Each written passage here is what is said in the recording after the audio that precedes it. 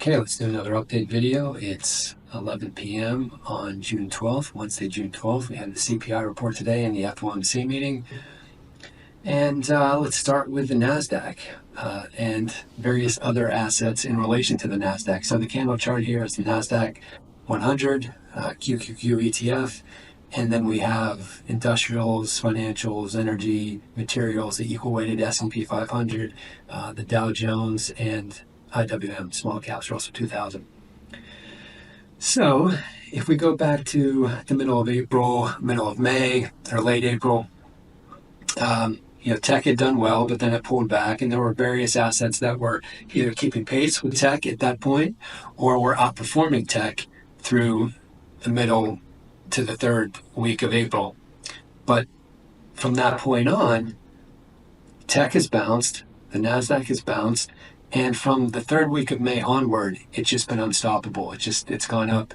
I think it's up 14% or so from the April low, and it's up several percent from the middle of May, whereas everything else, as you can see, is trending lower.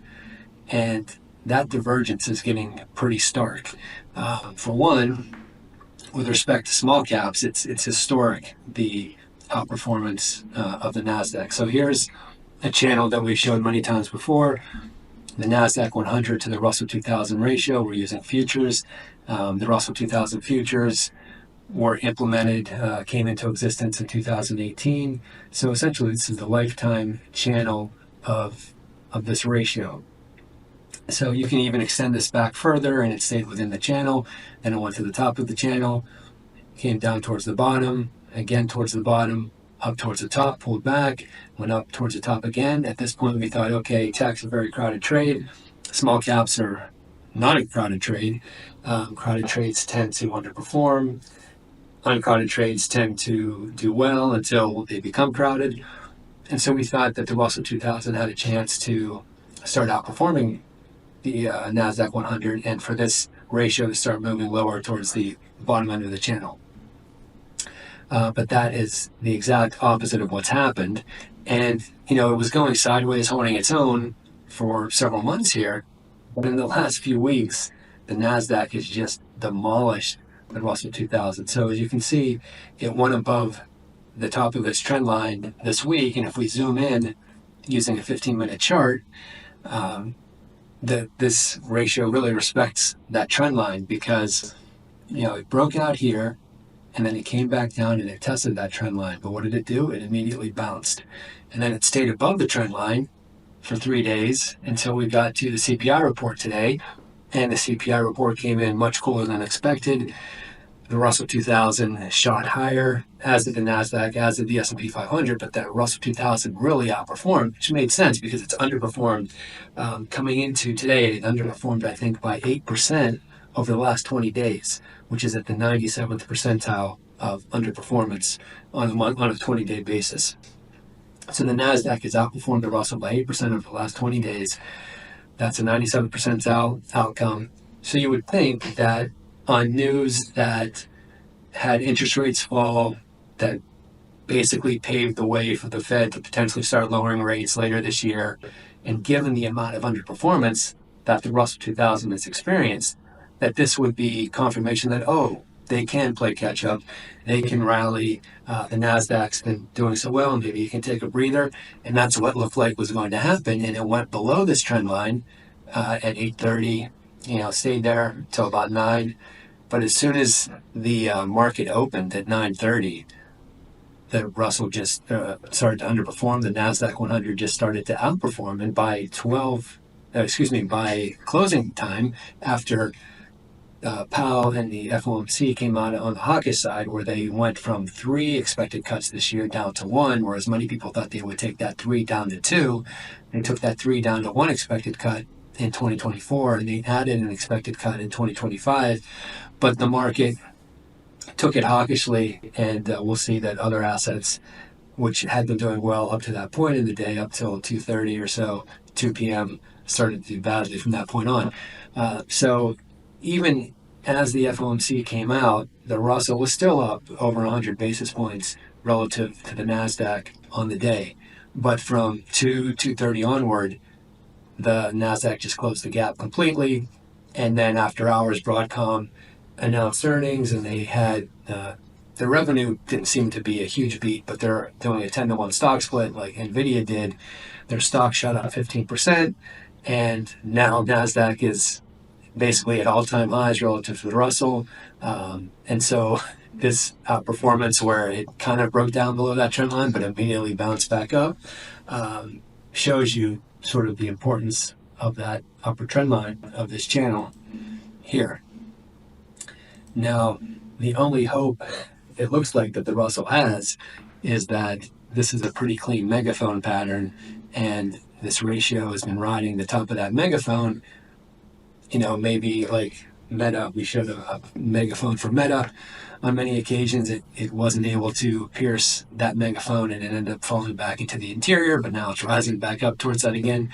So maybe the Russell will experience a few days of performance before the Nasdaq trounces it again, but you know, we'll see how that plays out. The longer term, obviously the Nasdaq can't continue at the pace that it's going, but this could very well be the low off top that we wrote about in this week's newsletter.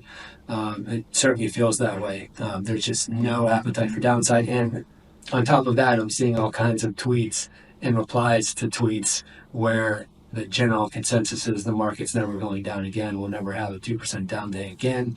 You know, if the market's down 50 basis points, just buy it on a levered basis because it only goes up.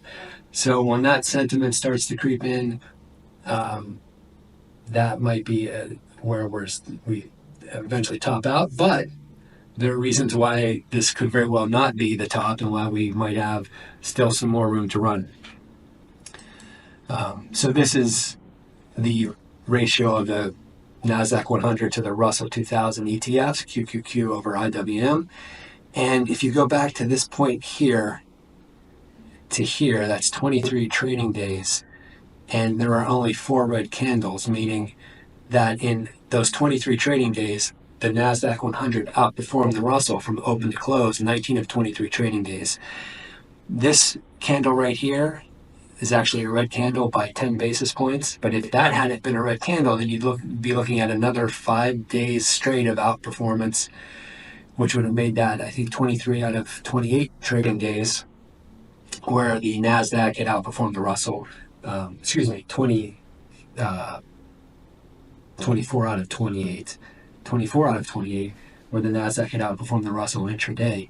Now the all-time record is 20 out of 24, which if tomorrow, if the Nasdaq outperforms the Russell intraday, it will have tied that record essentially. And there's, in the history of those two ETFs, there's 6,050 data points, 24 years of data, and it's only happened one time before. So tomorrow we might, have history repeat for a second time.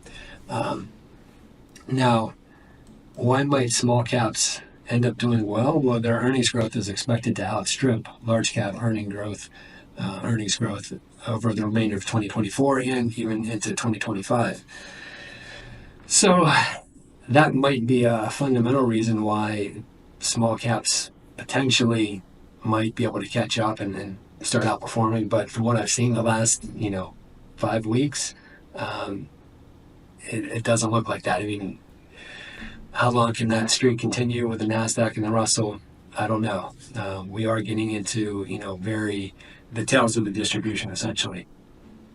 And the Nasdaq, it's been making new all-time highs, but there are more stocks in the Nasdaq making 52-week lows than there are making 52-week highs. So obviously what we're seeing is that a few stocks, NVDA, Apple, now Broadcom, are essentially dragging the market higher when the broad market is going lower. The Dow is going lower, the Russell 2000 is going lower, various sectors are going lower, energy stocks are going lower. So there's very little participation in these new all-time highs. But who knows how long that can continue. But as you see here, this only happened one time before, where 9 out of 10 days, or you had a cluster of days where more 52-week lows and 52-week highs for the Nasdaq at new all-time highs. The last time that happened was right before the Great Financial Crisis, right before the market sold off almost 60%. And from a valuation perspective, we're much, much higher than we were at the top of the right before the great financial crisis, which was right here. We're pushing levels of, the dot-com bubble and the everything bubble with current valuations. So we're likely to get a major top at some point, either later this year, or maybe it even can extend into next year at the rate this is going. But eventually this will likely surpass these levels, and then the likely return for equities just doesn't seem like it would be attractive relative to other options such as bonds, which probably aren't going to be attractive either given inflation. But then you have energy stocks, you have gold, you have commodities, etc., which would probably be more attractive in the secular environment that we're in. So let's move on to Apple. So we've shown this chart before, haven't really changed anything on the chart.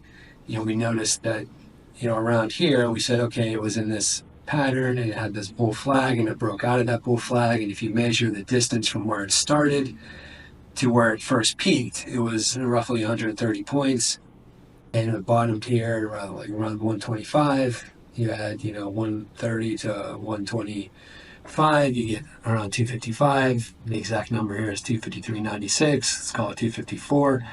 So this pattern would project to 254. Now when Apple had been lagging, most of this year before its last earnings call, and on the day before that earnings call, we put out a video where we said, Apple reports tomorrow. We don't really know anything about the stock fundamentally. We don't really follow single stocks, but we do notice that all this bad news is coming out on Apple, and it's not going any lower. It tried to go lower, but it just simply wasn't going lower. So we said, okay, well, possibly the smart money's accumulating it, and maybe if we have a second leg higher in the market, that Apple leads. Well, it looks like that has actually started to play out. Its earnings came out, it jumped immediately, and it's been going pretty much straight up since. Then it had its worldwide developer conference earlier this week, and on the day of the conference, the things that they announced, a partnership with OpenAI and some other things, like a calculator on the iPad. Okay, it's 1985, but the market didn't really like it, and Apple actually, I think, closed lower on the day of the developers conference. But then yesterday, they turned on the buyback machine, and it was up 6, 7, 8%. And then today it was up another 6 or 7% at its high. It finished up 3%, but it touched 220, which is only 14% away from this target. So it's most of the way there. And if we do get a summer melt up, blow off top, what's another 14% on a stock that, can move 4 or 5% in a day? So that looks like it could very well play out. Okay, so here's where things get interesting. So yes, we do think that the market will put in a major top, and that will be a top that we don't see for many years, because valuations will be bad. We're in a secular bear market. Inflation will pick up again. They'll either have to suppress interest rates, which will let inflation rage, which will probably strangle the consumer, and then corporate earnings and equities will not do well on that account, or they'll let interest rates rise to the level to, and freely, in which case that'll probably slow the economy, choke the U.S. government's fiscal situation, and it could get messy. So we do think a major top is coming. But yesterday, this is a chart of NVDA, and I took this snapshot at a little after 8 a.m. And this thing here, so the stock is at like 120, but this candle extends up to 195.95. These are called phantom ticks. So the market didn't trade here, obviously. It's here, but somehow this phantom tick gets placed on the chart. Now, it's no longer on the chart, so it was removed, but it was there for, a good hour or so in the morning. And the lore around phantom ticks is that this is the market makers telling other market makers where they need the stock to go, or where the stock is going to go, where they're going to take the stock. Now, that sounds very conspiracy theory-like and tinfoil hat-like, but I've been watching these for over a decade, and the market definitely does seem to move to these so-called phantom ticks more often than not. Now, many times they happen in the same day. So every day at 8 a.m., these phantom ticks get printed on the chart, and often they get hit the same day. Sometimes it takes a day or two, other times it takes weeks, and sometimes it takes months. When the market fell starting in January of 2022, there were phantom ticks at the highs that didn't get hit again until December of 2023. So it took 2 years for those phantom ticks to get hit again. Now let me show you an example of, let me do a little math for you. So let's call this 200, this phantom tick, and let's say that NVDA is at 120. So 200 on 120 is a 66% return, 67%, 2/3. Its market cap right now is $3 trillion. So if you add 66% of its current $3 trillion market cap on top of it, you get $5 trillion. So yesterday at 8 a.m., this phantom tick came out at roughly $200, which would imply a $5 trillion NVIDIA market cap. Later that day, I got this notification on investing.com where NVDA, if that's how you pronounce it, sees NVIDIA market cap hitting $5 trillion in 2025. So there might be something to this phantom tick, in which case, if that's up another 67%, obviously the market's going to be up another at least 10%, maybe 15%. Here it was at 90, now it's at 120, so that's a 33% return, and the market's up probably 5 or 10%, from this point. So if you double that, we could be looking at 10, 20% higher in the market if everything else isn't moving lower. If everything else is kind of moving with NVIDIA, then we could see that type of return in the S&P 500, at which point this valuation measure would be probably well above the dot-com level valuation, and it would probably be the biggest bubble of all time.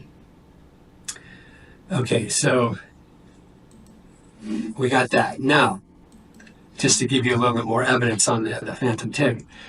So I took this snapshot, I think it was January 23rd of 2022. The market had fallen about 10% from its high at that point through January. And in the morning, we had this phantom tick down at 364.63. And this was January. And then the market eventually got down to 364.63 in October of that year. In fact, on the day the market bottomed, October 14th, 2022, there was a CPI report that came out that day. It was much hotter than expected. The market sold off 3% in the morning, but it finished up 3% on the day. So it had a 6% intraday range from down 3 to up 3. And where did it close when it was up 3%? It closed at 365.97. So basically the day that the market bottomed in October 22, it closed, 50 basis points, less than 50 basis points above this phantom tick that was printed in January of 2022. So basically this was a telegraph that this is where the market's going to bottom. It's where the market bottomed. Now, I'm going to show you another example of phantom tick that I found pretty interesting. This was just from the other day. So this is NVIDIA. It's a 1-minute chart. This is from, I think, the June 10th on Monday. It had never traded higher than 121.70. It never traded higher than 121.70. But in the morning at 8 a.m., it printed a phantom tick at 122.19. And let's see how it played out. So the market opened, NVIDIA fell. Then, of course, the mouth breathers come in and they buy it up. And where does it stop? It stops at 122.19, pulls back, 120.19, pulls back. Oh, it goes above 122.19. But for the rest of the day, it essentially hovers around that level. Even when it pulled back here, it came back up and it closed at 122. So just off of this phantom tick level, that when it first hit it, it bounced, even though it had never traded that high before, and there's no reason why it would stop at 122.19 as opposed to 122.17 or 122.25. Then it came back up, and again it stopped there, and it came back up, and it held for several minutes at that level before finally breaking higher. Came back, tested that level again, and as you can see, it had many closes on that level. And this on this 1 minute chart. And I also want to show you that, SPY on a daily chart, it has a phantom tick that it hasn't hit down by the lows from October of 2022. So the day after it bottomed, it put in a phantom tick that it didn't hit because the market just kept running higher from that point onward. But 358.88 is a level that the market is probably going to revisit, and I expect it to go a lot lower than that eventually. But and there are also multiple phantom ticks. I'm just showing this one at the low, but there are multiple levels, and even multiple levels here where there are phantom ticks where the market will hit first when it does start to fall.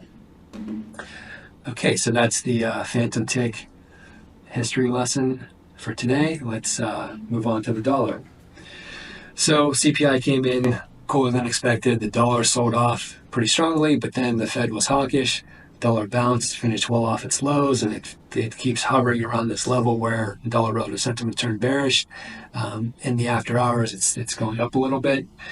It doesn't seem to be in any hurry to pick a direction. It seems content just to kind of meander around, going nowhere.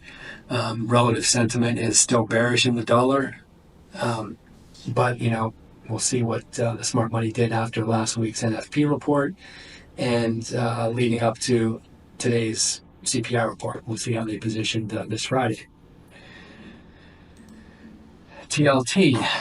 It turns out that this level does seem to have some importance. TLT earlier or last week came up, hit this level, got rejected, started to bounce again. Today, it was up strongly. Middle of the day before the FOMC, after the CPI, it paused right at that level. Boom, got beaten back down when the FOMC came out on the hawkish side. And if we look at the 30-year interest rate, this level is basically a level that the market, the 30-year interest rate had a hard time getting above, even back here had a hard time getting above. Finally got above it. Now it's having a hard time getting below it. So that's around 4.45%, that line. Now, composite relative sentiment is bullish in TLT, and it's been a pretty good predictor of it, in the last couple of years. Bearish here, went down, bullish went up, bearish went down, bullish went up, bearish went down, bullish went up, bearish, sideways, bullish, sideways. But it should likely stay bullish for the next few weeks at least. And in that time, we might see TLT, break through this level and run higher. Now, that would be great for the U.S. fiscal situation. It would probably be good for equities unless it runs higher because growth is falling off a cliff, in which case that could be bad for equities. But if growth remains positive and, say, oil, continues to trade in a range and doesn't go too high, if gasoline prices come down, maybe we could see this test higher. Well, composite relative sentiment in TLT is bullish. So we'll have to see how that plays out. Gold. So gold, disappointing. CPI comes out. It did well initially, but then the FOMC meeting happened and it pulled back, and it's down again in the after hours. Composite relative sentiment for gold here is turning bearish this week, so it's essentially bearish now. So my expectation is that this will come down here and potentially bounce off this trend line. And the reason is that because when composite relative sentiment in gold is bearish, it's really not a high odds trade to be long gold. Gold tends to do very poorly when composite relative sentiment is bearish, and it's not a high odds trade. Now, it doesn't always go down when it's bearish, but it does tend to. Let me see if I can I know I have a gold chart here.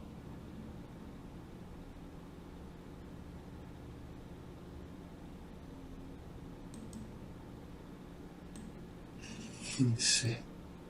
Okay, so the green line is when composite gold relative sentiment is bullish. The blue line is just buy and hold on gold, and the red line is when composite gold relative sentiment is bearish. Now, basically, it went sideways for many years, but since the last 15 years or so, it's tended to go down when composite gold relative sentiment is bearish. And since gold has made a really big move, and it's way above its 200-day moving average, it wouldn't be out of the ordinary for this to pull back to this trend line, which would be very close to where the 200-day moving average would be by the time it gets there. Presumably it doesn't fall there in one day, but if it takes days, weeks to reach this level, it'll essentially meet with its 200-day moving average, and that might be a place where it bounces. Again, we'll have to see how the positioning situation is at the time, but without the tailwind of bullish composite gold relative sentiment, I think the best that we can hope for is that gold move sideways as it did essentially here when composite gold relative sentiment was bearish. It moved sideways. China paused their gold purchases in May. JP Morgan visited the Shanghai Gold Exchange right before that. So, maybe there's a little deal where China lets JP Morgan out of their shorts and allows JP Morgan to get long before China starts buying again. Yeah, another conspiracy theory, courtesy of yours truly, but we'll see how that plays out. Silver, similar situation with gold, so composite gold relative sentiment controls silver as well. Silver seems to be potentially in a flag here that could be a bull flag, similar to the situation that Apple experienced and that pattern that it broke out of. But if that's the case, then silver has been, really knocking on the door of $29 the last several days. And if it doesn't start moving towards the top of this channel soon, I wouldn't be surprised if it fell out, given that the tailwind of bullish composite gold relative sentiment is going away. Now, its 200-day moving average is down at $25, so that's like another 15% lower. And it too has gone vertical, so it could potentially see a pullback to close the gap with its 200-day moving average. Again, not a high odds trade to be long silver when gold relative sentiment is bearish. Here we have energy stocks. Now we've been tracking this ascending triangle for a while. It fell out, looked bad, but then that was a false breakdown. Then it broke out, and oops, that was a false breakout. Now it's pulled back to this trend line, which seemingly would be a good place to buy it, especially that it's underperformed the S&P 500, underperformed tech, the Nasdaq, very strongly the last several weeks as those have gone higher and this has pulled back. But even though commodity relative sentiment is bullish and commodities they pulled back early last week, but they bounced and they're up small over the last 2 weeks. Even though that relative sentiment is bullish, XLE relative sentiment is bearish. And it tends not to be a great trade to be long XLE when its relative sentiment is bearish. So I would be very cautious buying this year while its relative sentiment is bearish. If it were bullish, I think this would be an ideal place to take a trade. But given that XLE relative sentiment is bearish, I would wait until it turned bullish before attempting a long position in XLE. So we'll have to see if this trend line can act as a stabilizer and turn its direction around, or whether that continues lower. If oil, it's bounced from the low 70s to up to 80, but today there was a big inventory build. They were expecting a draw, and there was a huge, I think, 3.7 million barrel build. The White House has openly said that they want to get oil prices down and gas prices down. So we have, potentially 5 months where you could have some shenanigans there. So this might not be the ideal time to be long XLE. But we'll see how things play out. And that's all I got for today. If you have any questions or comments, leave them in the chat. And as always, thanks for watching.